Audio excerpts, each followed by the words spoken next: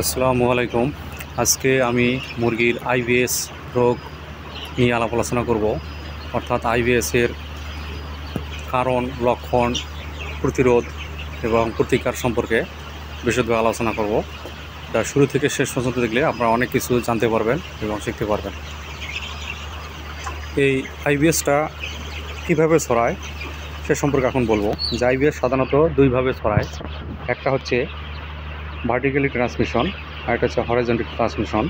অর্থাৎ vertical transmission হচ্ছে ডিমের মাধ্যমে মা বাবা থেকে আসতে পারে। অর্থাৎ যখন আমরা কোনো একটা ফ্লকের দেখব যে বয়স 0 থেকে 14 দিনের মধ্যে যদি আইবিএস আসে, তখন আমরা সেটা বুঝতে পারবো এটা ভার্টিক্যাল ট্রান্সমিশন হবে।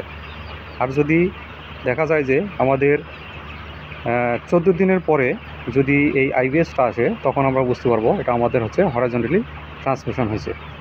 অর্থাৎ পিএসের প্যারেন্ট স্টকের যে যদি মাইক্রোপ্লাজমা থাকে, সেক্ষেত্রে আমাদের কিন্তু আইবিএস হতে পারে। এছাড়া হরাইজন্টালি যে হচ্ছে ওই এলাকায় যদি আগে থেকে আইবিএস থাকে, তাহলেও আমাদের এই আইবিএসটা হতে পারে। তো আইবিএস আসলে কী কারণে হয় সেটা এখন বলবো। যে আমাদের ব্রুডিংয়ের যদি যত্ন না নেওয়া হয়, অর্থাৎ মুরগি বাচ্চা যদি বাছাই করা না হয়, শুরু থেকেই যদি ফিড এবং পানি কম খায়, তাহলে এই আইবিএসটা হতে পারে। এছাড়া যদি লিটার কন্ডিশন ভালো না থাকে এবং ভেন্টিলেশন, টেম্পারেচার ব্রুডিংয়ের সময় যদি ভালো না থাকে, সেক্ষেত্রে বাচ্চা দেখা যাচ্ছে যে অনেক বাচ্চা ছোট বড় হবে এবং সেক্ষেত্রে এই সমস্যাটা হতে পারে। এই আইবিএস সাধারণত ব্রয়লার মুরগিতে বেশি হয়। কারণ আইবিএসের লক্ষণ, অর্থাৎ আমরা যদি দেখি মুরগির পায়খানা যদি হলুদ বা সবুজ রঙের পায়খানা থাকে এবং সেই সাথে যদি পায়খানার মধ্যে মিউকাস থাকে, সেক্ষেত্রে আমরা আইবিএস বলে ধারণা করতে পারি। এছাড়া আমরা যদি পোস্টমর্টম করি, তাহলে মুরগির সঠিক তথ্য পাবো আসলে মুরগির আইবিএস হয়েছে কিনা।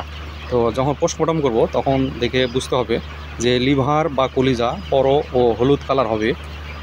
এছাড়া হার্টের গোড়ায় পানি কিন্তু জমবে, যে মিনিমাম 8 থেকে 10 ml পানি জমবে, সাথে স্ট্র কালার হবে। এখন অন্যান্য কারণে কিন্তু পানি জমে, সেক্ষেত্রে পানির পরিমাণ কিন্তু কম হয়। যে মুরগির শ্বাস প্রশ্বাসের সমস্যা হলে কিন্তু পানি জমে, কিন্তু আইবিএস হলে মিনিমাম 8 থেকে 10 ml পানি জমবে এবং সেই সাথে স্ট্র কালার হবে। তো এছাড়া দেখা যাবে যে গাম্বুরোর মতো মাংসে ছিটা ছিটা রক্তের দাগ থাকবে এবং স্প্লিনটা যদি দেখা যায়, স্প্লিনটাও মার্বেলের মতো হবে এবং কলিজার মধ্যে দেখা যাবে যে ব্লাড স্পট থাকবে। এছাড়া লিভার এর কোনাটা দেখা যাবে। লিভার যদি আমরা দেখি, তাই লিভারের কোনাটা ভোঁতা হবে, এটা কিন্তু শার্প থাকবে না। সাধারণত ভালো মুরগির লিভারের কোনাটা শার্প থাকে, কিন্তু আইবিএস হলে এর কোনাটা ভোঁতা হবে। তো আইবিএস হলে মর্টালিটি 5 দিন পর্যন্ত থাকতে পারে। এখন আসি, আইবিএস যদি হয়ে যায় তাহলে এর ট্রিটমেন্টটা কী। আসলে আইবিএসের তেমন কোনো ট্রিটমেন্ট নাই, তবে কিছু সাপ্লিমেন্ট দিতে পারি, যে ভিটামিন ই সেলেনিয়াম দিতে পারি, নো আইবিএস দিতে পারি। এছাড়া রসুনের নির্যাসও দিতে পারি, দিলে মোটামুটি অনেকটা ভালো হবে।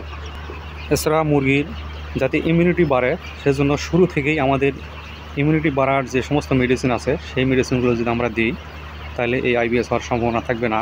এছাড়া লিটারের কন্ডিশন ভালো রাখতে হবে, ভেন্টিলেশন ভালো রাখতে হবে, ব্রুডিংয়ের সময় টেম্পারেচার ভালো রাখতে হবে, এগুলো করতে হবে।